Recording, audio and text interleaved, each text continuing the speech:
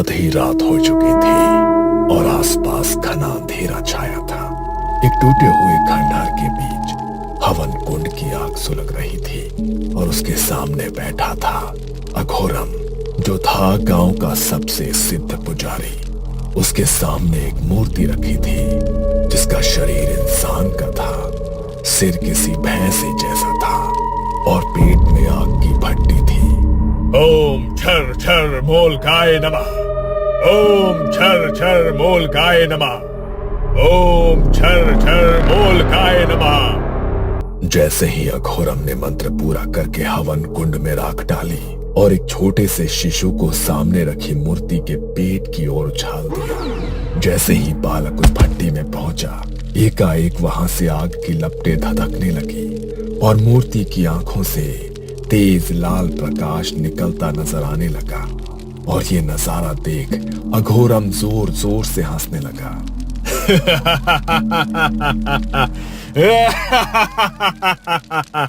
तुम जाग उठे मोलक देव, तुम जाग उठे। अब सब मंगल ही मंगल होगा। जंगल के अंधेरे को मूर्ति के पेट की आग ने रोशन कर दिया था। अगली सुबह सारे गांव में खबर फैल गई।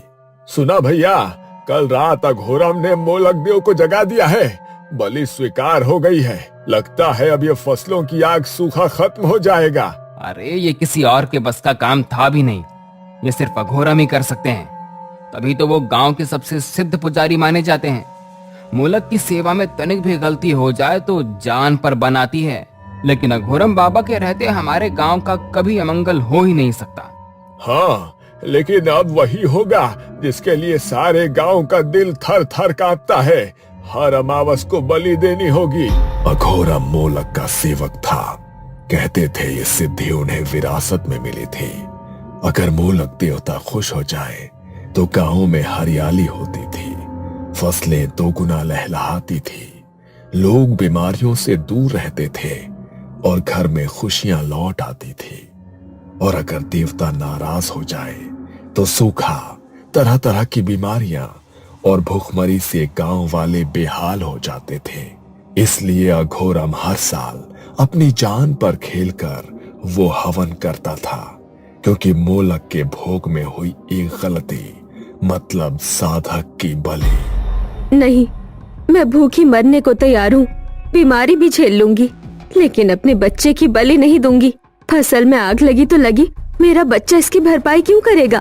बात को समझो सरला, ये तुम्हारे बच्चे की बलि नहीं है, ये तो पूरे कबीले की रक्षा के लिए मोलक का प्रसाद बनेगा। गांव की रक्षा के लिए उसे सालों सालों तक याद रखा जाएगा। हर दिन पहला निवाला तेरे बेटे के नाम का निकालेंगे गांव वाले। मैंने कह दिया ना, मैं अपने बच्चे की बलि नहीं देने दूंगी, चाहे तो मेरी जान ले लो। नहीं, बलि तो बस एक बालक की ही होगी। देवता को चाहिए निर्मल मन, निष्पाप आत्मा, और इस धरती पर बच्चों से ज्यादा पवित्र कौन है? समय मत गंवाओ।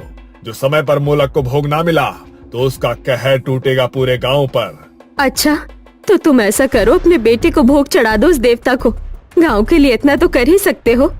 सरला की बात सुनकर अघोरम को बहुत गुस्सा आता है, लेकिन वो कुछ कहता इसके पहले ही सरपंच चिल्ला पड़ता है। अगर अघोरम के वंशज को कुछ हो गया तो आने वाले समय में हमें मोलक देवता के क्रोध से कौन बचाएगा? मूर्ख औरत, तू पहली नहीं है जिसने अपने बच्चे की बलि दी है। इस बरस मोलक देवता ने तेरे लड़के को चुना है, इसलिए अपने आप को भाग्यशाली समझ और हट हमारे रास्ते से। सरला एक विधवा असहाय औरत थी। वो रोती बिलखती रह गई और गांव वाले उसके बच्चे को उससे छीन कर ले गए। उसे खंडहर की ही एक काल कोठरी में रखा गया। बच्चा एक कोने में डरा सहमा बैठा था जब अचानक से दरवाजा खुला और बाहर की रोशनी अंदर आई। कौन? सामने से एक भारी डरावनी हंसी आई। मोलक देवता।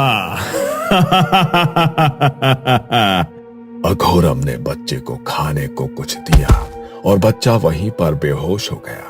थोड़ी देर बाद अघोरम उसे गोद में लेकर मोलक की मूर्ति के आगे बनाई गई एक चिता पर लिटा देता है और मूर्ति की तरफ देखकर बोलता है, अग्नि साक्षी बन, पवित्र आत्मा अर्पित है। इतना कहकर अघोरम बच्चे को मोलक की मूर्ति को समर्पित कर देता है। मूर्ति के पेट से तेज लपटें उठने लगती हैं। एक अजीब सा सन्नाटा पसर जाता है। रात का अंधेरा इतना गहरा था कि लगता था जैसे जंगल ने चांद को ही निगल लिया हो। अघोरम की सांसें तेज थी। उसकी आंखें अचानक लाल हुई और शरीर अकड़ने लगा। उसने किसी जानवर की तरह आसमान की ओर मुंह करके एक डरावनी आवाज निकाली और फिर मूर्ति की तरफ देखने लगा। अचानक पेट की भट्टी से राख हवा में उठने लगी, जैसे किसी अनदेखे चक्र में घूम रही हो। अघोरम ने अपना हाथ आगे बढ़ाया और सारी राख उसकी हथेली पर आकर ठहर गई। मेरी बलि पूरी हुई, अब मैं और भी शक्तिशाली हो गया हूं। मूर्ख गांव वाले इतना भी नहीं समझते कि ये सूखा जली हुई फसलें और गांव की महामारी कोई देवता का श्राप नहीं है। ये इस अघोरम का षड्यंत्र है। देवता अघोरम देवता ही सबसे बड़ा देवता है। उसकी नसें उभारने लगी और आंखों के अंदर हल्की लाल चमक तैर गई। खंडहर की दीवारों पर उसकी परछाई 3 गुना बड़ी दिखाई देने लगी।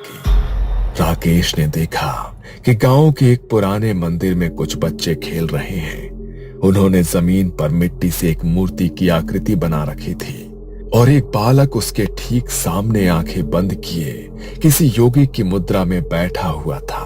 अरे बच्चों, क्या खेल रहे हो? बलि का खेला। बच्चे की बात सुनकर राकेश चौंक जाता है। क्या क्या कहा? बलि का खेल? ये कैसा खेल हुआ भला? बाबा, पूरे गांव में महामारी फैल गई है, लोग मर रहे हैं, कुछ करो। देवता को प्रसाद अर्पण करना होगा। देव चाहे तो धन बल अनहोनी महामारी सब बदल सकते हैं। अमावस्या को छोटू की बलि देनी होगी, उससे देवता खुश होंगे। बोलो, दे सकोगे? बच्चों की बात सुनकर राकेश के पांव डर से कांप उठते हैं। ये छोटे छोटे बच्चे किस खेल की बात कर रहे हैं? ये सब डरावनी बातें इनके मन में आई कहां से? क्या यहाँ कुछ ऐसा चल रहा है जो सही नहीं है? वो कुछ और पूछता, इसके पहले ही सरपंच के आदमी वहां आ जाते हैं। शहरी बाबू, आपको सरपंच जी ने बुलाया है, चलिए। राकेश उठा और वापस जाने लगा, लेकिन मुड़ मुड़ कर उसकी नजर मंदिर की तरफ ही जा रही थी। कुछ दिनों पहले गांव के चौराहे पर बस आकर रुकती है और बस से एक नौजवान उतरता है। उसने सनग्लासेस लगा रखे थे और उसके पास एक ब्रांडेड सूटकेस था। चौराहे पर बैठे कुछ आदमी उसे देखते हैं। कहाँ बाबूजी, रास्ता भटक गए हो क्या? यहाँ गांव में कहाँ आ गए? रास्ता नहीं भटका हूँ, बिल्कुल ठीक जगह आया हूँ। अब जरा तू मुझे गांव के सरपंच के पास पहुंचा दे। तेरी साइकिल बहुत शानदार लग रही है, चल आज इसी की सवारी करते हैं। शहर से सूट बूट पहने जो अधिकारी गांव आया था, उसका नाम था राकेश।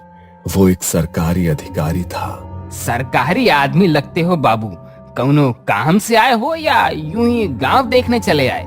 सरपंच जी से काहे मिलना चाहते हो? हाँ, जिला शिक्षा विभाग से आया हूँ। सुना है कि इस गांव में स्कूल में बच्चों की संख्या अचानक से कम हो रही थी।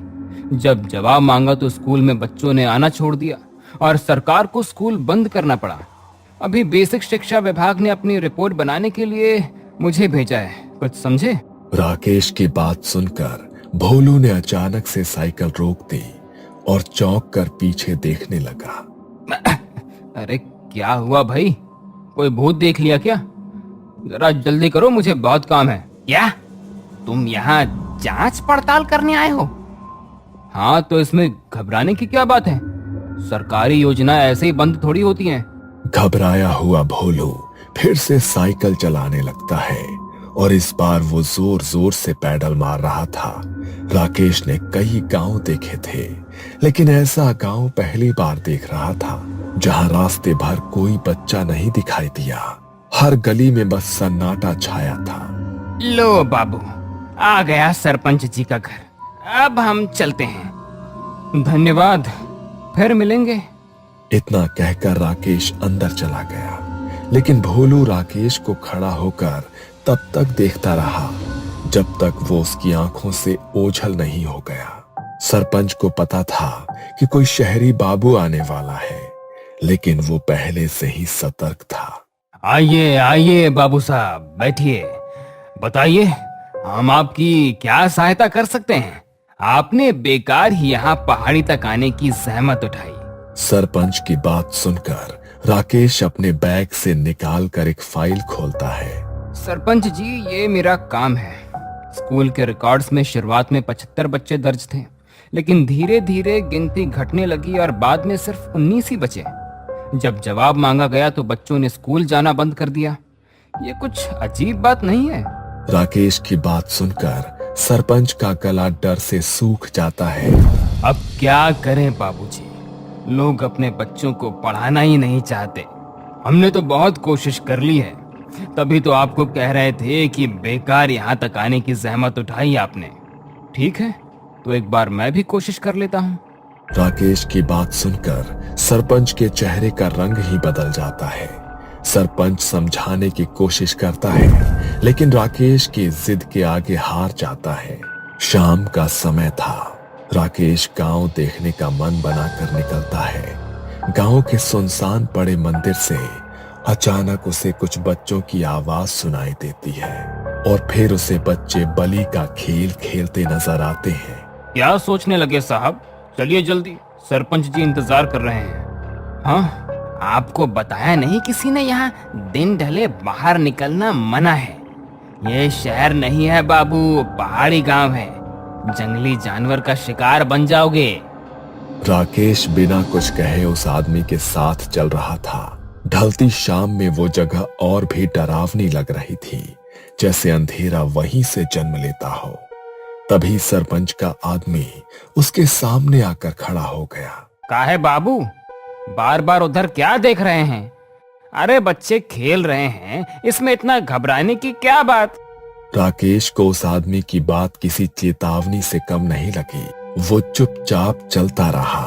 सरपंच के घर पर पहुंचकर उसका सामना एक बाबा से होता है, जो किसी सन्यासी जैसा दिखाई पड़ रहा था। आइए साहब, ये हमारे गांव के सबसे सिद्ध पुजारी हैं। सोचा आपसे मिलवा देते हैं। अच्छा, सिद्ध? तो फिर कौन सी सिद्धि पा रखी है आपने? भाई, हमने पोस्ट ग्रेजुएट किया है, यूपीएससी पास किया है, और आपने? आपकी सिद्धियों में कौन सी डिग्री होती है? अगर हमारी सिद्धि इतनी आसानी से सबको समझ आने लगे तो हम और आम लोग एक ही नहीं हो जाएंगे। हमारी सिद्धि को समझने के लिए अभी आपकी समझ बहुत छोटी है। जलपान लीजिए। अच्छा, लगता है कि आप अपने आप को बहुत खास समझते हैं। बोलते हुए अचानक राकेश के शब्द लड़खड़ाने लगे और उसका सर चकराने लगा।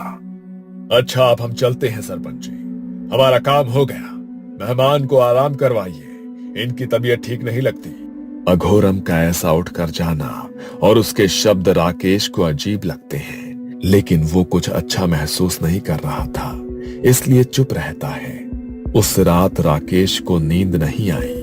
बार बार उसके दिमाग में बच्चों के शब्द गूंज रहे थे। बलि का खेल। थोड़ी देर बाद उसे मुश्किल से नींद आई। सपने में वो उसी मूर्ति के सामने खड़ा था जो उसने बच्चों को मिट्टी से बनाते देखा था। मूर्ति का चेहरा किसी बैल का था और शरीर इंसान का।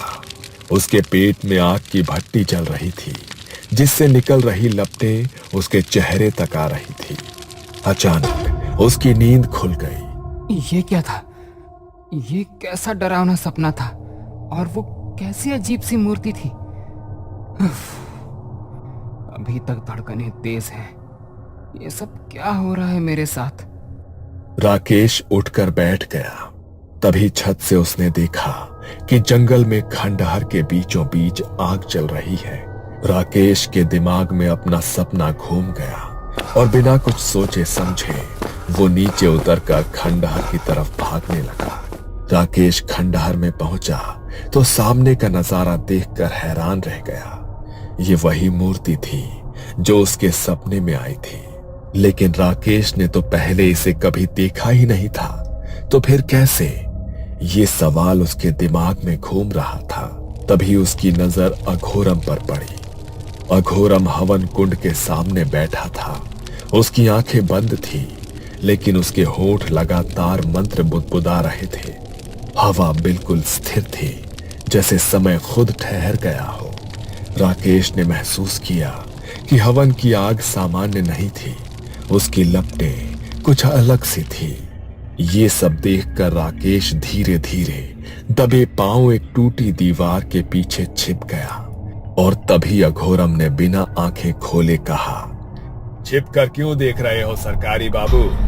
अब यहाँ तक आ ही गए हो तो आओ, सामने आ जाओ। अघोरम की बात सुनकर राकेश का दिल जोर से धड़क उठा और वो धीरे से बाहर आया। ये सब क्या हो रहा है? यही आपकी सिद्धि पाने का राज है क्या? हर बात जानने की बहुत चाहत है आप में, लेकिन कुछ राज ऐसे होते हैं जिनसे दूर ही रहना चाहिए। तुम मुझे सीधा सीधा जवाब दो कि गांव के बच्चे कहाँ गायब हो रहे हैं? क्या ढोंग है ये? कैसा अंधविश्वास है? तुम मासूम गांव वालों को बेवकूफ बना रहे हो ना? अघोरम जोर से हंस पड़ा। उसकी हंसी बहुत डरावनी थी। तुम शहर वाले एक गलती करते हो, जो समझ नहीं आता उसे अंधविश्वास कह देते हो। ये कोई अंधविश्वास नहीं। अगर ये गांव आज भी जिंदा है तो सिर्फ मेरी वजह से। अघोरम धीरे धीरे खड़ा हुआ और आग अचानक तेज भड़क उठी। उसकी परछाई मूर्ति पर पड़ रही थी। अघोरम की आंखें अब पूरी तरह लाल दिख रही थी। मैं साधक हूं। इन मासूम आत्माओं की ऊर्जा से मैं मृत्यु को भी रोक सकता हूं। बीमारी, अकाल सब मेरे आगे झुकते हैं। बस फर्क इतना है कि ये मूर्ख लोग गांव वाले नहीं जानते कि ये मोलक कोई देवता नहीं, शैतान है। हाँ, शैतान को पूजता हूं मैं, और उसी शैतान ने मुझे इतनी ताकत दी है कि मैं चाहूं तो तुझे पल भर में मिटा दूं। मेरे ही कहने पर गांव के लोगों ने ईश्वर को पूजना छोड़ दिया। मोलक के प्रकोप के डर से गांव के हर घर शैतान की उपासना होती है। गांव का वो खाली खंडहर मंदिर देखा है ना तूने? मैं बनूंगा शैतान का असली उत्तराधिकारी। बस 7 बरस और इसके बाद मैं अमर हो जाऊंगा।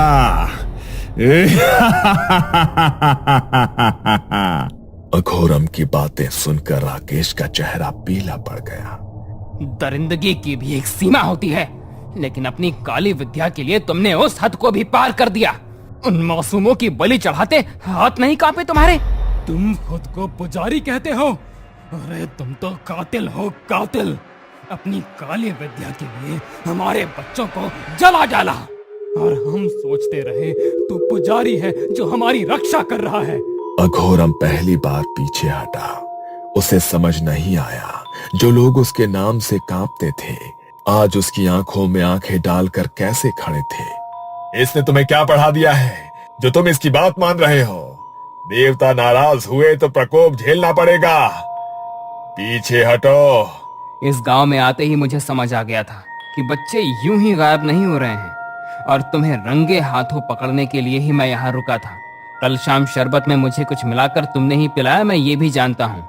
मैं यहाँ गांव के आदमी लेकर आया तो राकेश बाबू को रोकने था, लेकिन यहाँ आकर जो सुना उससे तेरा सारा सच पता लग गया।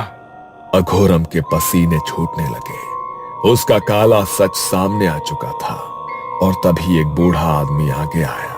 उसके हाथ कांप रहे थे। 20 साल पहले ये मेरे पोते को भी देवता की इच्छा कहकर ले गया था और उसकी बलि चढ़ा दी थी। मेरा नन्हा सा बच्चा, इसके साथ भी ठीक वैसा ही होगा। इसे इसी की जलाई आग में झोंक दो। अघोरम ने घबराकर भागना चाहा, लेकिन गांव वालों ने उसे जकड़ लिया। आज कोई तंत्र विद्या काम नहीं आने वाली थी। अघोरम की लाल आंखें सिर्फ राकेश को घूरे जा रही थी। सबने मिलकर उसे मोलक के पेट में जल रही आग में फेंक दिया। सुनसान खंडहर अघोरम की चीखों से गूंज उठा, और फिर एकदम से सन्नाटा छा गया। अगली सुबह सालों बाद गांव में अलग सी रोशनी थी। बच्चे बाहर खेल रहे थे, औरतें बेफिक्र होकर हंस रही थी। राकेश भी वापस जाने के लिए शहर की बस में बैठ गया। ऐसे ही हॉरर कहानी देखने के लिए जुड़े रहिए हमारे चैनल पर आकाश हॉरर ट्रेन। आप ये जो तमिल देख रहे हो, ये कहानी अगले ही कड़ी में आएगी।